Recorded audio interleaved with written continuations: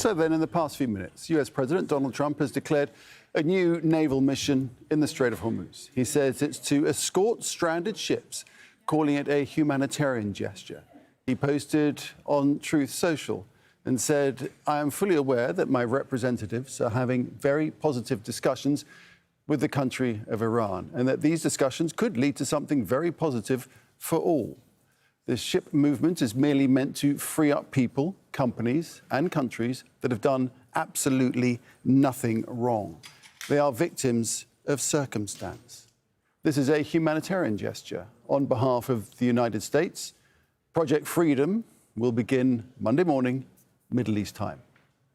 Okay, let's head to Washington and speak to Mike Hanna. So, Mike, let's tell us more about what Donald Trump has had to say in this Truth Social post. Well, you explained most of it in that report that you read out there. But yes, he does appear to be suggesting in some way the U.S. Navy to escort ships that have been stranded in the Strait of Hormuz because, A, of the ongoing U.S. blockade, and B, because of actions by the Iranians. He says this is a humanitarian position, says as well that many of these ships have no connection whatsoever with any of the parties to this conflict. He's labeled it Project Freedom. How it's going to work? Well, that's another matter entirely. How many ships need to be escorted out? That is also another matter. But of most interest, perhaps, in that Truth Social posting is his phrase about very positive discussions with Iran his representatives are having. Now, it's not clear whether these are discussions about this plan, this Project Freedom, or there are discussions on a wider issue. But this is something that we will have to find out about. It's something that perhaps President Trump will expand on in later posts. But at present, what we see is the U.S. Navy offering to escort stranded ships out the Strait of Hormuz. And Mike, also within the post that the US president put out, he said, "I'm fully aware that my representatives are having very positive discussions with the country of Iran, and that these discussions could lead to something very positive for all." And of course, we have, these proposals and counter-proposals going both ways. So, he's sounding optimistic, but we've heard that before.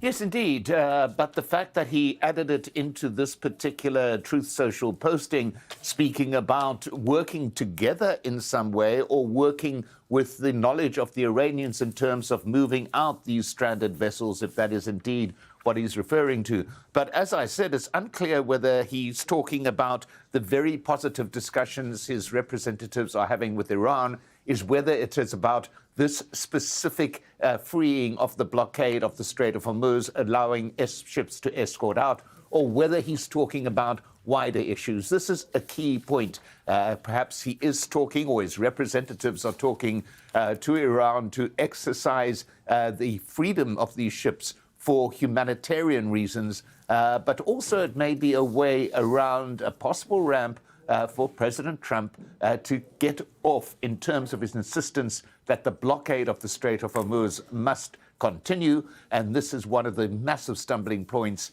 in attempting to resuscitate any form of dialogue with Iran. Indeed. All right, Mike, thanks for that. Mike Hanna there in Washington, D.C. Well, let's unpack this a little bit further. We've got retired US General Mark Kimmett here in the studio, also former Assistant Secretary of State for Political and Military Affairs. Welcome back, General Kimmett. Project Freedom, as Donald Trump names it. Thoughts on this and how it might work? Well, it certainly has come as a surprise to everyone. And it could be very, very positive news. The world needs this type of humanitarian assistance, primarily to get the fertilizer out of the Gulf that's been sitting there for quite some time, because it is planting season. Candidly, I see three problems. Number one, we have not heard a response from the Iranians yet, and there have been significant threats from the Iranian Revolutionary Guard Corps Navy that they're going to stop any kind of movements. Number two... To be fair, it is very early days at this point in time, so we're still waiting for the Iranian response, right? Yeah, it is. Yeah. Number two, we still have a significant number of mines in the water. There's dangerous waters based on the fact that the Iranian Revolutionary Guard Corps Navy had dropped them off. So I certainly hope that the United States, and I fully expect that the United States Navy has a plan for this. And number three, in many ways, those ships are still shackled by the requirements of their insurance companies. So will the insurance companies allow those ships to go through, given the potential for danger here? So, look, this is good news. Let's hope, in fact, it has been coordinated with the Iranians, that the Iranians can actually pilot these ships through minefields to get them out. Let's hope for the best, but prepare for the worst. Indeed. I think at this point it's worth having a look at what kind of vessels we're talking about. I mean, there's hundreds of vessels stuck in there, hundreds of vessels, carrying all sorts of cargo, from oil and gas to fertilizer, as you put it. That's very critical, but all manner of ships are there, including many hundreds of seafarers too. Yeah, that's exactly right. And as the president said in his Truth Social, that this is a humanitarian exercise. So I would suspect that the U.S. Navy has already gone through the list of ships and have put priorities on those that are most needed by other countries. Who do you think is involved in this as well? Because Donald Trump says, and I quote, "This is a humanitarian gesture on behalf of the United States, the Middle East, and in particular, Iran." Does that suggest that Iran could be involved in this as well, that they might already have given their agreement to this? I think not only is it important that they're involved, but as I said, I think in many ways they will have to pilot the ships, basically lead the ships through the minefields that they have set. I don't think the Iranian Revolutionary Guard Corps Navy is so unprofessional as if they had just dropped the mines without any kind of mine tracking about where they are. And what about this idea that our correspondent Mike Hanna was talking about, that this could be, we don't know yet, still very early days, but could be part of a broader agreement that brings in potentially more positive news? Because he says that I'm fully aware that my representatives are having very positive discussions, this is US President, very positive discussions with the country of Iran, and that these discussions could lead to something very positive for all. We've heard optimism from Donald Trump before on the situation in Iran many times, but of late it hasn't been so optimistic, has it? But that is. Well, let's see what happens. I mean, the fact is that the Iranians have complained repeatedly about the trust deficit between the two sides. Let's hope that this is an opportunity to demonstrate that there can be trust. Now, this may be a little bit optimistic on my part, in fact, perhaps fantastical, but let's see how this works out and if this is something more than just a Twitter post. And for Iran, for the IRGC, what does it do to their leverage? So if these vessels are escorted successfully out of the Strait and back out to sea, is it to their Iran's disadvantage to lose the leverage of those ships being trapped? Well, it seems to me that the real issue would be, where does the IRGC fit in this entire plan? To many, they would suggest that the IRGC has taken on a far more significant role in the ruling of the country and the running of the country. In many ways, if they want to put a kinder face on the IRGC, this may be an opportunity for them to do so. We'll certainly know in the next couple of days if the IRGC, in fact, tries to interfere with this or tries to facilitate this. Practically, how would it work? I mean, what would we see? We would see individual ships going out one by one, being escorted through. What would be the process? Do you think that could be in play? I suspect that CENTCOM and NAVCENT have pulled out the old books from the history of the tanker wars from 1981 to 1988. Well-known history. This is a historical fact, historical legacy of how successful that was. And so I think it's, as you say, there will be warships in the front, warships in the middle, warships in the rear, on the flanks to protect against any motorboat attacks. So blockade running is not something new to the U.S. Navy. No, but the blockade itself would have to, I presume, the U.S. blockade itself would have to be dismantled to enable this to happen, would it? It wouldn't be dismantled. I think it would just facilitate the passage. I mean, imagine, for example, in a highway where you have a number of police cars setting up a barricade. Well, of course, when people start coming through, they know how to pull aside. This is dangerous. This will take a lot of coordination. but I don't necessarily think it's beyond the capability of any modern Navy, for that matter. And it will be a real test of temperature, won't it? Because when it starts happening, we'll then see what response there will be from the RGC, because it's so close to Iranian territory, to Iranian land, that it would be very straightforward for the RGC to make their attacks, right? Well, technically, it'll be in the territorial waters of Oman, but that's still close enough to Iran for them to be able to interfere. Sure.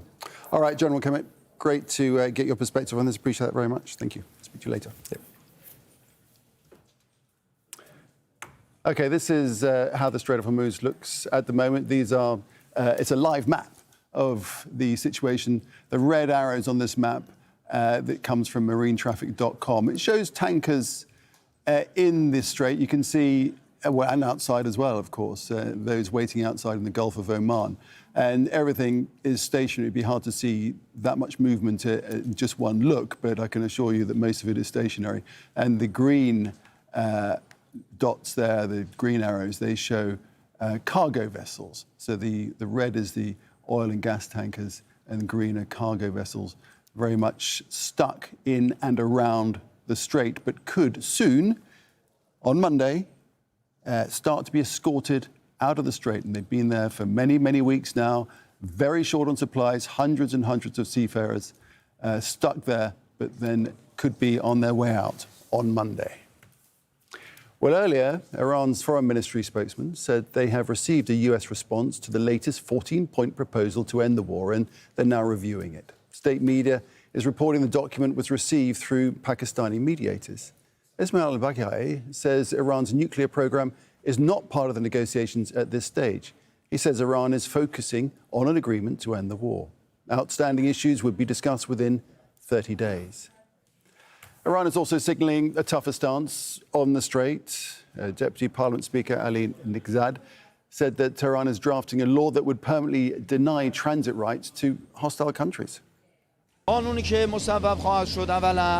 Under the law that will be adopted, vessels belonging to the Zionist regime will under no circumstances be allowed to pass through the Strait of Hormuz. Hostile countries headed by the United States will also not have the right of passage.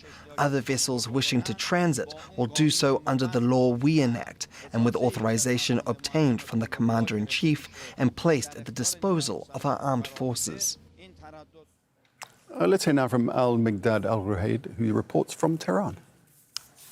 What Iranian officials right now are doing is clarifying this 14-point plan, a new proposal that proposed to the United States officials, and what is it about and what it is not. The foreign minister spokesperson Ismail Baqai made it clear that this 14-point plan is about ending the war, to reach an agreement to ending the war and postponing the most critical issues for the next time. And he also made it clear that this will going to approach in two phases. The first phase is to reach an agreement and fully end this war, and the second approach is within 30 days discuss that agreement and how to be implemented. And he also addressed the issue of guarantees, that he said that Iran's guarantees will come from Iran's power and leverage, and this gives us a broader spectrum about how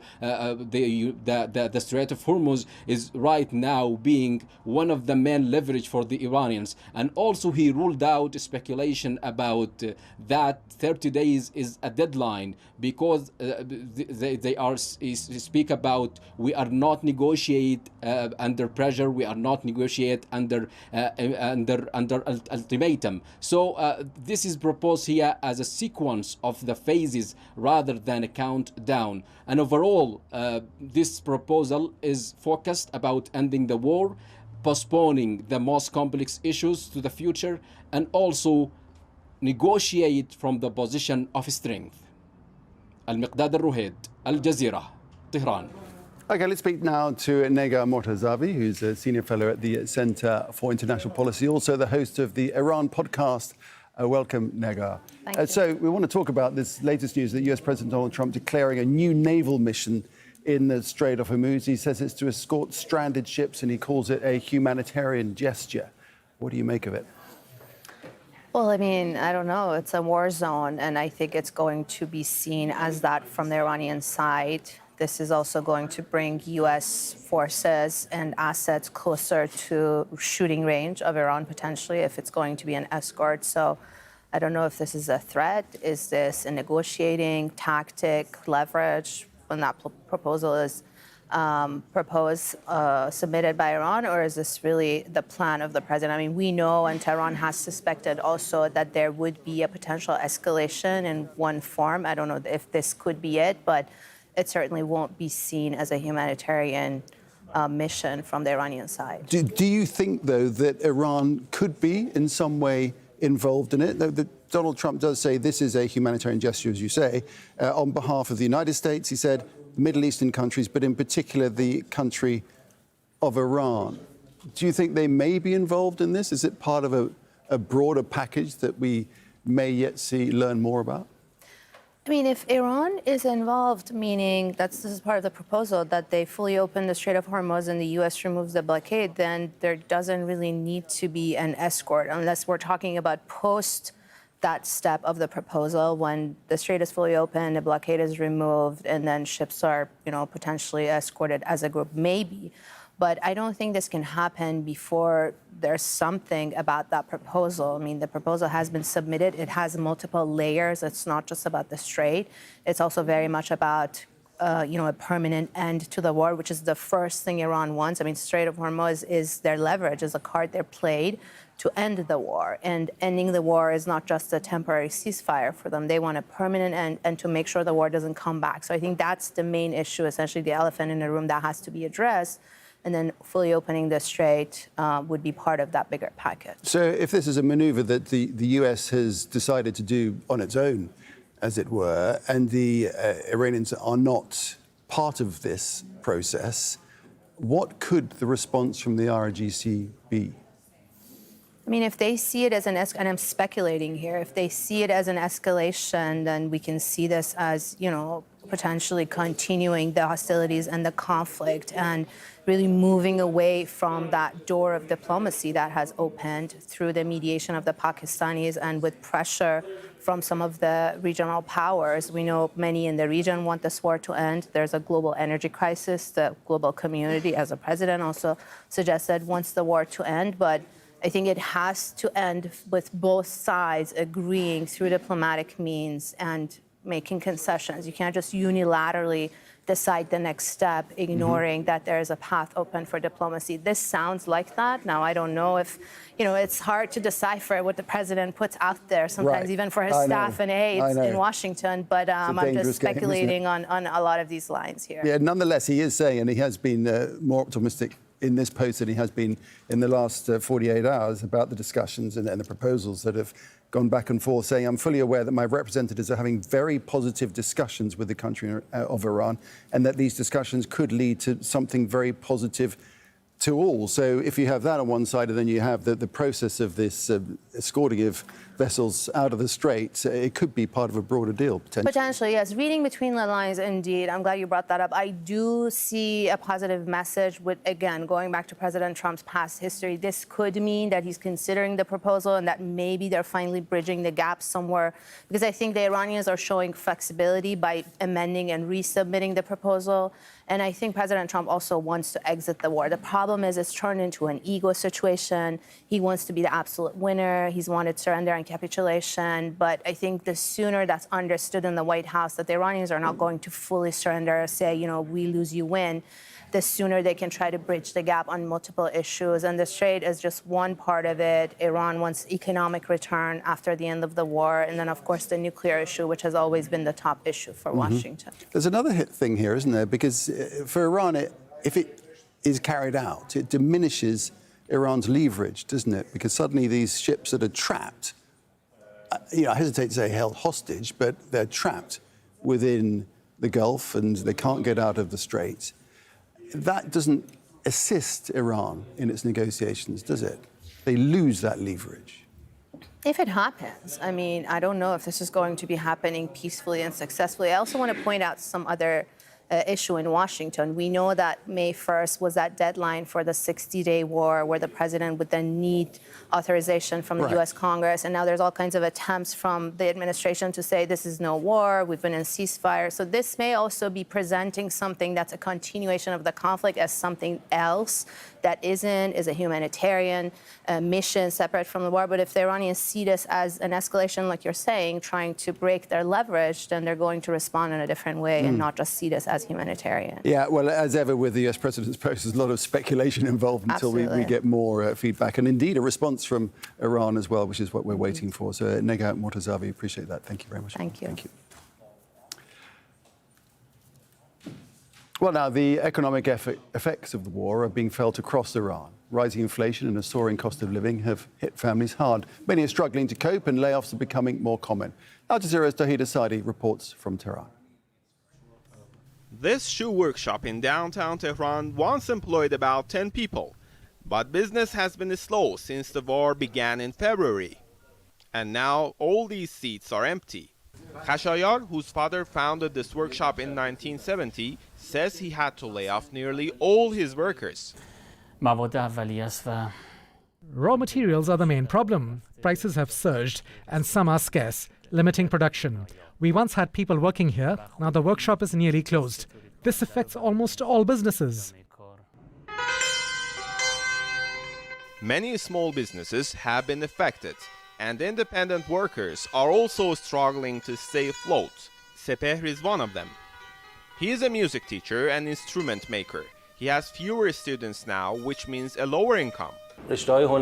Art generally lacks a stable economic base, and we're no exception. In wartime, this worsens. Families cut non-essential spending like children's music classes, and instrument sales decline. Iranian officials say US and Israel airstrikes have damaged more than 23,000 commercial properties. According to early estimates, up to 2 million people have been pushed out of their jobs by layoffs, closures, or lack of work. Analysts say the real number could be even higher. Iran's new supreme leader has urged business owners to refrain from layoffs.